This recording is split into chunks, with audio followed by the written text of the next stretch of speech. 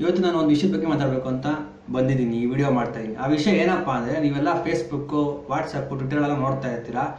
ಈ super star ಅಭಿಮಾನಿಗಳು ಆ ಸೂಪರ್ ಸ್ಟಾರ್ ಬಗ್ಗೆ ಟ್ರಾಲ್ ಮಾಡ್ತೀನಿ ಅಂದ್ಬಿಟ್ಟು ಬೇಜಾನ್ ಪೇಜ್ಗಳಿದ್ದಾವೆ. Troll Sudeep, troll Darshan, troll Yash haters. ಫೇಸ್ಬುಕ್ಕಲ್ಲಿ ಒಂದೊಂದು ಪೇಜ್ ಇಲ್ಲ. ಈ ಥರ ಬೇಜಾನ್ ಪೇಜ್ಗಳು ಮಾಡ್ಕೊಂಡ್ಬಿಟ್ಟು ಅದು ಯಾರು ಕೆಲಸ ಇರೋದು ಗೊತ್ತಿಲ್ಲ, ಈ ಥರ ಪೇಜ್ಗಳು ಮಾಡ್ಕೊಂಡ್ಬಿಡ್ತಾರೆ. ಅವರು ದರ್ಶನ್ ಅವ್ರ ಬಗ್ಗೆ ಕೆಟ್ಟ ಹಾಕ್ತಾರೆ.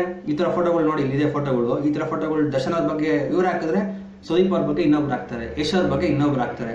ಸೊ ನೀವು ಒಂದು ಅರ್ಥ ಮಾಡ್ಕೊಳ್ಳಿ ಫ್ರೆಂಡ್ಸ್, ನೀವೆಲ್ಲ ಈ ಟ್ರಾಲ್ ಪೇಜಸ್ಗಳು ನಡೆಸ್ತಾ ಇದ್ದೀರಲ್ಲ, ಅವ್ರಿಗೆಲ್ಲರಿಗೂ ಹೇಳ್ತಾರೆ ನಾನು, ದಯವಿಟ್ಟು ಈ ಥರ ನೀವು ಅವ್ರು ಬೇರೆ ಇವ್ರು ಬೇರೆ ಅಂತ ಡಿವೈಡ್ ಮಾಡಕ್ಕೆ ಹೋಗ್ಬೇಡಿ. ನೋಡಿ, ಅವರು ಸೂಪರ್ ಸ್ಟಾರ್ಗಳು ಅವರೆಲ್ಲ ಚೆನ್ನಾಗೇ ಇರ್ತಾರೆ. ಸುದೀಪ್ ಅವರು ಹೇಳಿದ್ದಾರೆ ಒಂದ್ಸರಿ, ನಾವು ಯಾರಿಗೂ ಇದಲ್ಲ, ನಾವೆಲ್ಲ ಸ್ನೇಹಿತರು ಥರ ಇದ್ದೀವಿ, ನೀವು ಯಾರು ಕಿತ್ತಾಡ್ಬೇಡಿ ಅಂತ ಹೇಳಿದ್ದಾರೆ. ಬಟ್ ಈ ಥರ ಫೇಸ್ಬುಕ್ಕಲ್ಲಿ ಎಷ್ಟು ಅಂತ ನೋಡ್ತೀನಿ ಗೊತ್ತಾ, ನನಗಂತೂ ತುಂಬ ಬೇಜಾರಾಗ್ಬಿಟ್ಟಿದ್ದಾರೆ ಫೋಟೋಗಳು ನೋಡಿ ನೋಡಿ ನೋಡಿ.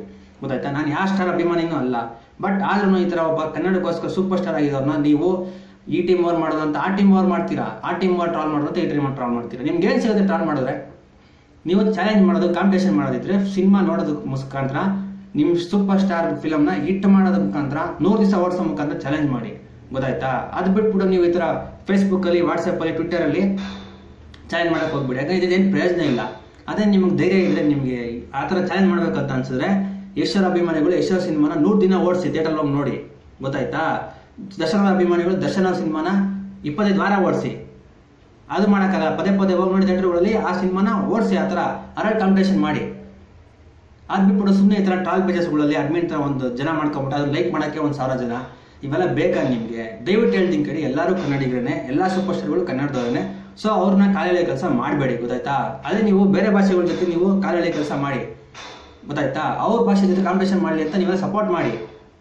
ಅದು ಬಿಟ್ಬಿಟ್ಟು ದರ್ಶನ್ ಅವರು ಮದುವೆ ಬಂದಿಲ್ಲ, ಯಶರ್ ಮದುವೆಗೆ ಯಶರ್ ಕರೆದಿಲ್ಲ ಅಂತ ನೋಡಿ ಇವೆಲ್ಲ ಫೋಟೋಗಳು ಹಾಕಿದ್ದೀರಾ. ಇದೆಲ್ಲ ಬೇಕಾ ನಿಮಗೆ? ಇವೆಲ್ಲ ಮಾಡಕ್ಕೆ ನಿಮ್ಗೇನು ಅನ್ಸಲ್ಲ ಒಂಚೂರು ಅಂದ್ರು?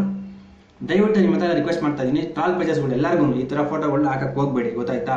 ಎಲ್ಲರೂ ಒಂದೇ, ಎಲ್ಲ ಸ್ಟಾರ್ಗಳು ಒಂದೇ. ಗೊತ್ತಾಯ್ತಾ? ಅಷ್ಟೇ ನಾನು ಕೇಳ್ಕೊತಾ ಇರೋದು.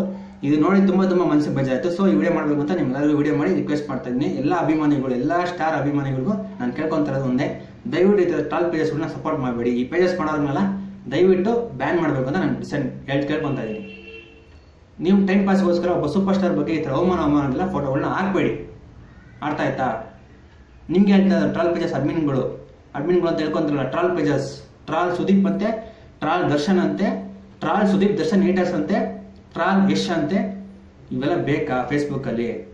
ದಯವಿಟ್ಟು ಕೇಳ್ತೀನಿ, ಈ ಪೇಜಸ್ಗಳನ್ನೆಲ್ಲ ಫಸ್ಟ್ ಡಿಲೀಟ್ ಮಾಡಿ. ಯಾರೇ ಪೇಜಸ್ಗಳು ಸಪೋರ್ಟ್ ಮಾಡೋಕೆ ಹೋಗ್ಬೇಡಿ. ಗೊತ್ತಾಯ್ತಾ? ಎಲ್ಲರೂ ಕನ್ನಡಕ್ಕೆ ಅಭಿಮಾನಿಗಳಾಗಿ, ಆಮೇಲೆ ನೆಕ್ಸ್ಟ್ ಈ ಥರ ಸ್ಟಾರ್ ಅಭಿಮಾನಿಗಳು ಅಂತ ಕಿತ್ತಾಡಿರೋಂತೆ.